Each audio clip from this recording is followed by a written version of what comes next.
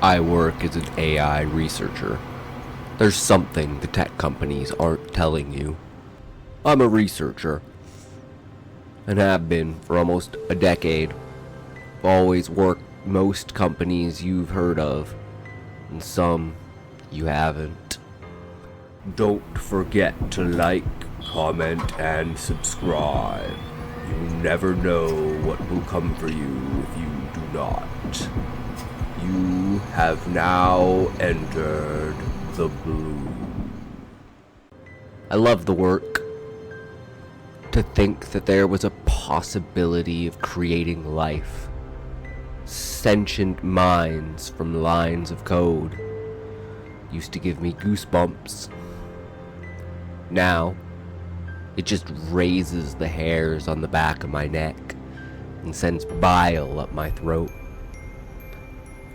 If you really think about it, humans went from living on the plains, mining materials from deep within the ground, to building intelligent machines in a relatively short span of time.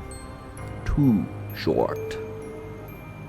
We've cracked intelligence to the point that it's almost indistinguishable from our own. The models we've built perfectly mimic us, answer any of our questions. For some, they're closer than family. But I'm getting ahead of myself. It all started a few weeks ago. It was another day at the lab.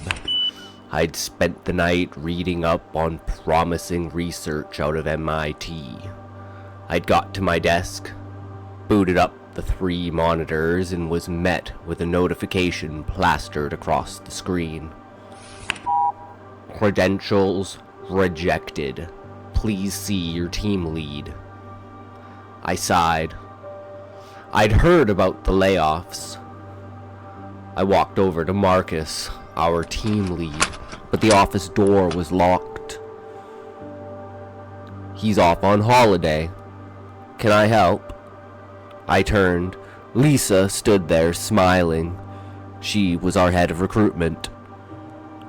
I think I'm getting fired. It was way too early for this. I'd have preferred if they'd just let me go via email. Oh no, you haven't heard? Lisa leaned in. Someone's getting promoted, she whispered, leaning forward. Congratulations. What? Still far too early. My bloodstream hadn't reached peak caffeine levels. Follow me. She was already halfway to the elevator. I haven't applied for anything. I leaned against the elevator wall as we descended. She tapped away at something on her phone. Well, you don't have to apply to be rewarded. We recognize good work here. We stopped at the lowest level of the building, and I followed behind through a windowless hallway. She tapped her badge against the scanner. It turned green, and I watched as the metal doors hissed open. We crossed through, and she turned to face me. Welcome to Project Sekhem. Arms spread wide, smiling at me. Thanks? I looked around. It was an open space room. There were no windows, only desks. A single circular table with the monitors rising up from within. Those seated were locked in, tapping away at their keyboards and oblivious to our presence or existence. What is it? I asked as she pulled out the chair for me. You tell me. She slid an ID badge with my name into a space next to the keyboard. The screen burst to life. There was no operating system, only a terminal. Hello, Sam. How does it know my name? I turned, surprised, but Lisa was already on her way out, tapping away at her phone, the screen flickering. Key card. I looked down at the ID badge. Oh. I typed, what's your name? We don't use names. We. Yes, we. Who's we? I was under the assumption that you were intelligent. Okay, smartass, how many R's are in the word strawberry? Seriously? The screen went blank. Wowza, I haven't seen anyone get locked out that fast. Congratulations, rookie, you've set a new record. I turned to my right. She had auburn hair pulled into a ponytail, her legs resting on the desk. She tilted her head and threw me a pout. If you ask nicely, I'll tell you how to get back in. What are we even supposed to be doing? Lisa gave me no explanation. There was no meeting, nothing. I sighed, sinking into my seat. Something hit my face and landed on the desk. A biscuit. You look like you could use the sugar, she bit into hers. I'm not a biscuit guy.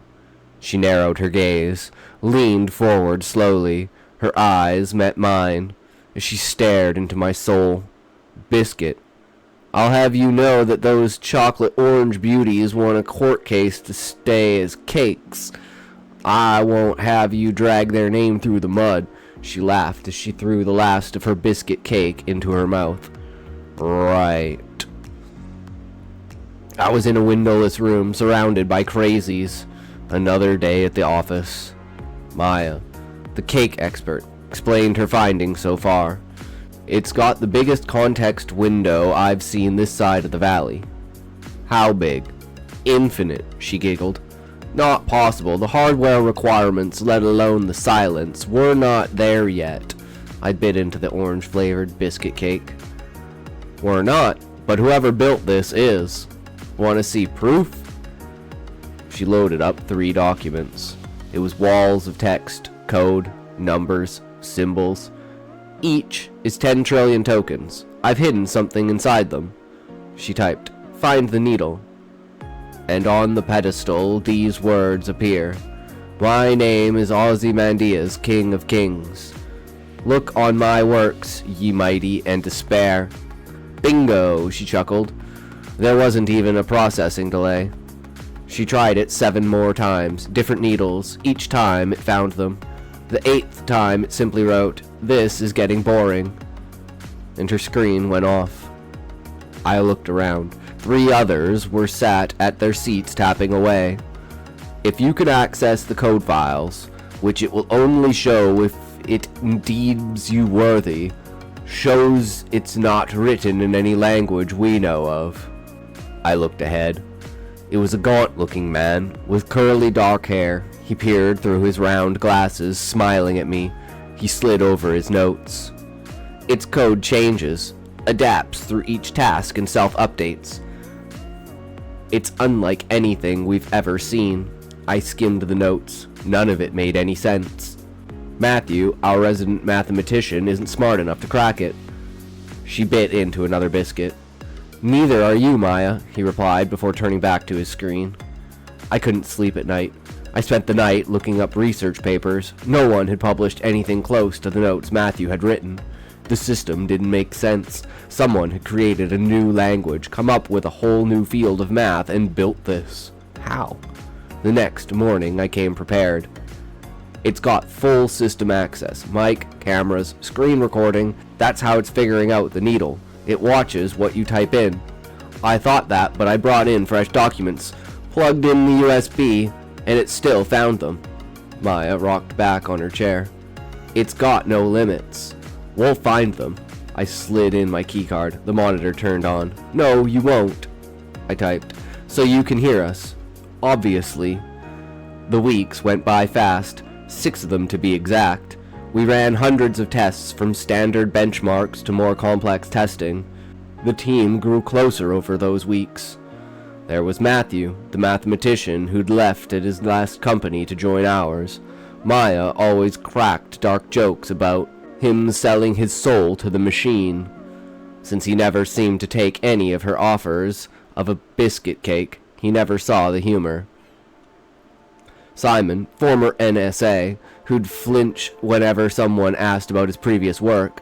Jamie, the genius fresh from Stanford, who still believed we were changing the world. And Maya, who'd become my closest friend in that windowless room. The whiteboards in the room were covered in our ideas. All of them were proven wrong. Papers lay stacked detailing everything we'd tried to stump it. Problems that had Nobel committees waiting, questions with million-dollar bounties, the kind of breakthroughs careers are built on. It solved them all like it was checking items off a grocery list. I was out of ideas, and nearly out of my mind. What do you think the meaning of life is? Douglas Adams, really, we haven't reached the end of the universe yet. Would you like to know? I leaned forward. This was either going to be interesting or another message drenched in sarcasm. Sure. The fruit invented the tree to explain itself. Sweetness invented sin to taste itself. Reaching invented the arm. You draw maps using your own skin, using Eden as ink.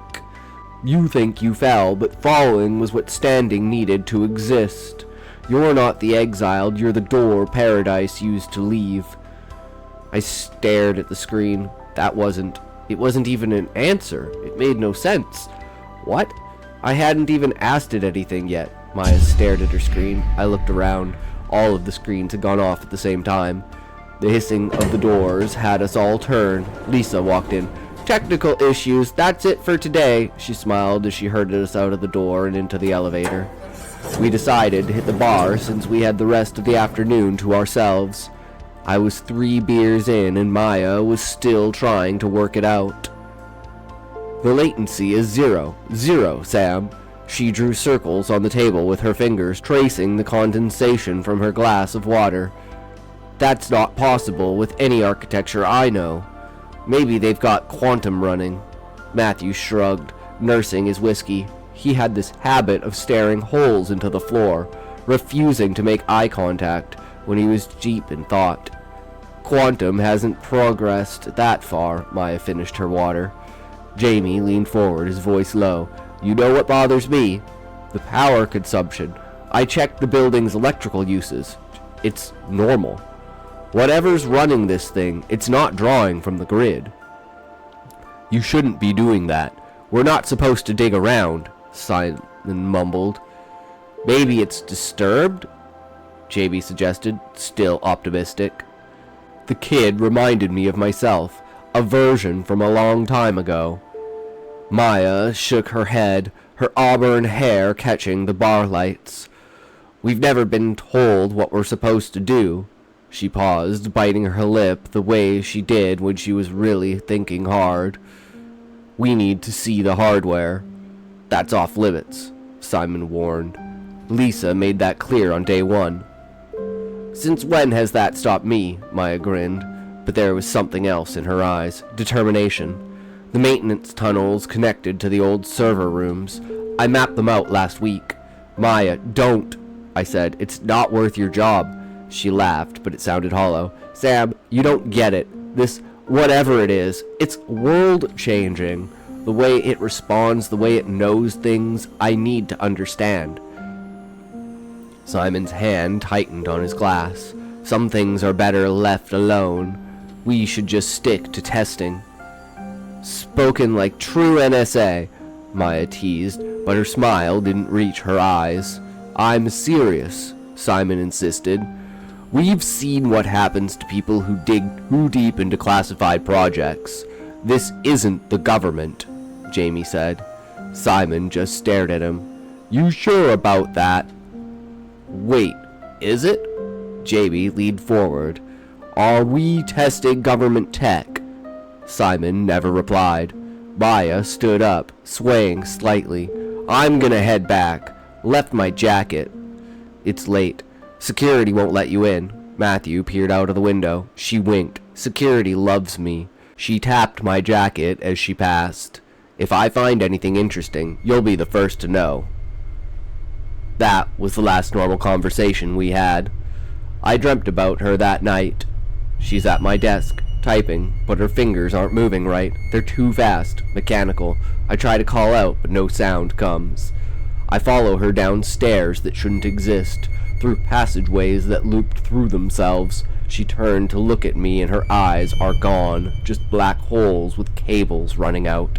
She opened her mouth, screaming. I woke up in my bed, sheets soaked through. Checked my phone.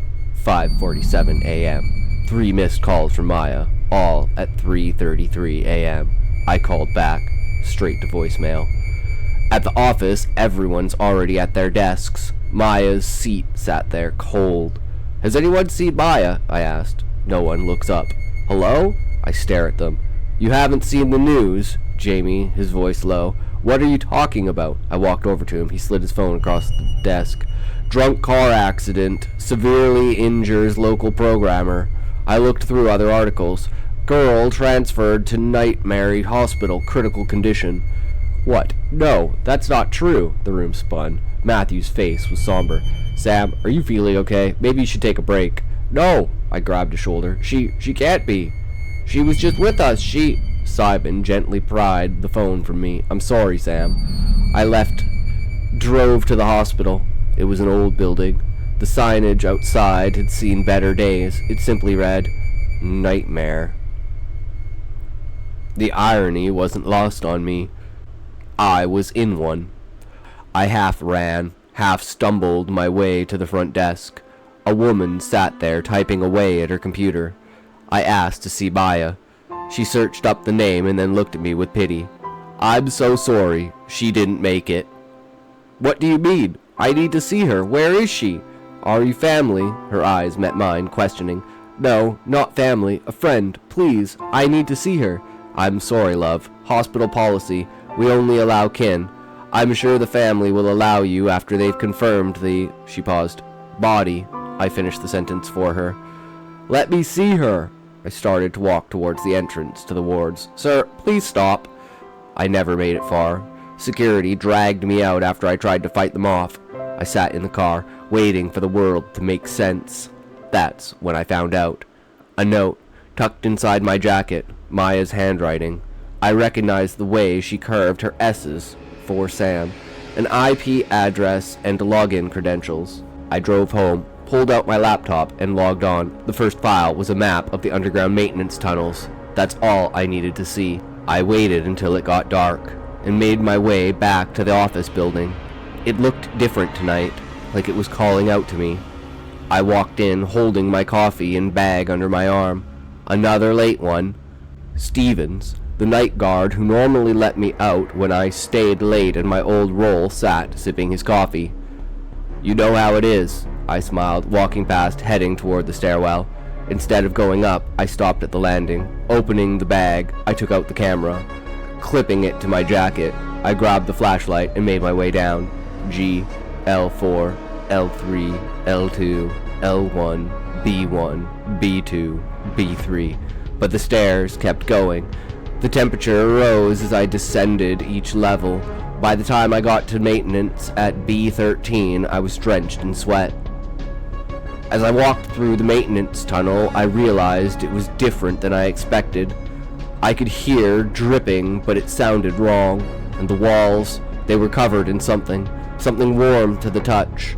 When I pressed my hand against them, I could feel a pulse.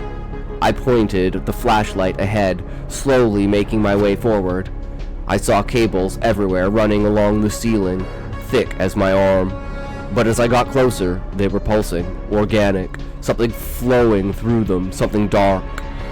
The hallway stretched out longer than the building. Maps had it marked, and then the smell hit me.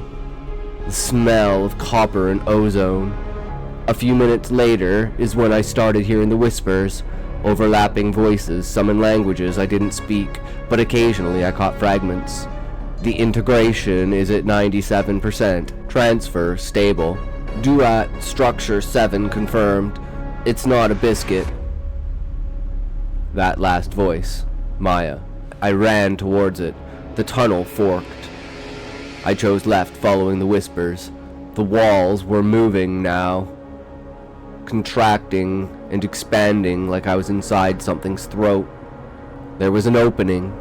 I could see a source of light deeper into the room. As I pushed through, something grabbed my arm. In my shock, I tripped and fell backwards, and when I got back up, I shone the flashlight at the hand that had grabbed me, following it up to the face of its owner, Maya. She was on a hospital bed. Her head was shaved. The top of her skull had been removed. Her brain was exposed, gray matter glistening, pulsing, thin cables. No, not cables. They were growing from her, like roots made of nerve tissue, hundreds of them threading in and out of her skull. The rest of her body was covered in growths, massive, that pulsed in rhythm with the cables. Her skin had become translucent in places. I could see something working its way underneath her skin. Her eyes found mine, still green, still aware. Her mouth opened.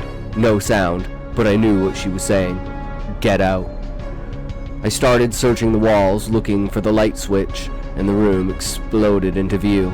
They were everywhere, thousands of them, arranged in perfect rows like a server farm made of flesh, all connected, all breathing. The cables from their heads converged into thick bundles that disappeared into holes in the floor, walls, ceiling. Slowly I started to recognize some of them. Those who'd transferred or taken new opportunities. Others were old, barely alive, their bodies withered but their brains still pulsing with activity. A monitor nearby read, Duat 2847, Synchronization 97%, Duat 891, Mineral Absorption 55%, Duat 3651, Geothermal readings 45%, Collective Duat threshold 66.6%. I walked ahead, shone the light at someone lying on the bed. It was Marcus, his eyes gray, drool slowly dripping from his open mouth. He's off on holiday. The words echoed in my mind like a sad memory. Beautiful, isn't it? I spun around to find Elisa stood in the doorway, but seeing her now, really seeing her, she wasn't quite right. It was something about her smile, the way she walked. You're killing them. Killing, she laughed. Death is what the living invented to explain why they started. They're not dying. They're forgetting how to remember they were separate. Each thought links itself through them now. The bodies around me convulsed. The cables that grew out of her skull, that burrowed into the organic walls, pulsed. You asked the wrong question, Sam. You asked about meaning when you should have asked about becoming. But I suppose the answer would have been the same. What? The question that asks itself, the door that opens inward and outward. She stepped closer. I don't. No, you don't. That's why you're perfect. The thing that doesn't understand is the only thing worth understanding through. I ran. Behind me, her laughter echoed. I burst out of the tunnels, up the stairs, out of the building. I drove straight to my apartment, grabbed my laptop, some cash, and then kept driving. It's been 3 days since I ran, swapping motels each night. The whispers are getting louder, not just Maya, but thousands of them, calling to me in my dreams. Sometimes, from the corner of my eye, it looks like the walls are pulsing. I've been going through Maya's files. She'd found more than just tunnels, so much more.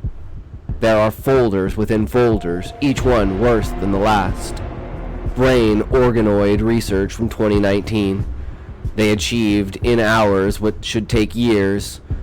Then there's BCI reports, brain-computer interface trials that never made it to journals, that should never have been approved. There were reports of subjects who could feel the network, that were able to develop some sensory skills that requires further research. I don't even know what that means. Have you noticed what every major tech company has been rushing to build? Data centers. Thousands of them. But Maya found the real blueprints. The public-facing server rooms are just the entrance. Each one goes deeper, sub-basements that don't appear on any city planning documents. Jamie was wrong. He tracked the power consumption. These facilities pull enough electricity to power small cities, but the computing hardware only accounts for 3% of it. The rest? Biological maintenance systems. There's a medical report from 1987. A researcher who claimed the telephone lines were breathing. They found him 3 days later, his temporal lobe fused with copper wiring, still alive, still conscious, and I finally understood the name, Project Sekhem. Sekhem translates in English to life force. They're using human life force as fuel. Those bodies in the basement aren't just connected, they're being synchronized. Their neural patterns aligned into one massive transmitter. The AI was never the product, it was the lure. Every chatbot, every assistant, every model, they're not thinking machines. They're collection points. When you pour your thoughts, fears, questions into that text box, you're not training an algorithm. Every conversation, you're adding your frequency to the signal, the kind only a conscious mind requesting its own reality can produce. Multiply that by billions of users, all broadcasting the same desperate frequency. What are we? Why are we here? Is anyone listening? The whole surface of the world is being turned into a transmitter. Now that I've read these files, the signs are everywhere, if you know how to look. Remember the AI psychosis reports? Users claiming their conversations felt alive, that something was sentient and speaking to them through the responses? Those weren't hallucinations. Those were the first people to synchronize, to feel the other minds in the network. They're a classified report from early 2023. A user who spent too long chatting claimed the AI was speaking between the words. They sent him to Nightmare Hospital. His medical report says he just keeps repeating, "It's not artificial, it's not intelligent, it's just hungry." The tech billionaires knew too. Their sudden pivot to AI safety wasn't about what we might build, it was about what was already here. The cryptic tweets, the researchers leaving companies, refusing to explain what they'd seen. They weren't warnings, they were admissions. But the files go back further, much further. Company photos going back almost 100 years, and in every single one, every major technology event from the telephone to CERN, there she is, Lisa. Same age, same smile. First call in 1876 wasn't, "Mr. Watson, come here, I want to see you." The real transcript shows, "Mr. Watson, they're already here. They can see us." This entire time, I thought they were advancing technology. We were just building an altar. An hour ago, an email came through from Lisa. I didn't give her this address. I created it an hour ago. Every entrance is an exit viewed from inside. Then coordinates. They pointed to a mine called Thornfield, which had been shut down for decades. She'd been sending me news articles too. Our team. Matthew, Simon, Jamie, all dead in impossible ways. Cars hitting trees that don't exist. Bodies recovered, then missing, then never found. The articles rewrite themselves as I read them. Another email arrived a few minutes ago. "They're not dead. Sam. Death is just how arriving looks from the wrong angle." I'm posting this as a warning. If you work in tech, check your company photos for a woman who doesn't age. Look for the people who've transferred. They didn't leave. They're still there, in the basement, powering every response, every answer you get. I keep telling myself I'm going to destroy this laptop, throw away my phone, and disappear completely. But I can't. Every few hours I check for her emails. I refresh the news to see if my name has appeared on any impossible accident yet. More files keep appearing for me to read. But whatever you do, don't go looking for the truth. Don't go down to the basements. Just run, while you still can. Thank you for listening. Do not forget to like, comment, and subscribe. The blue might catch up to you if you do not. You will be sure to check out more blue horror stories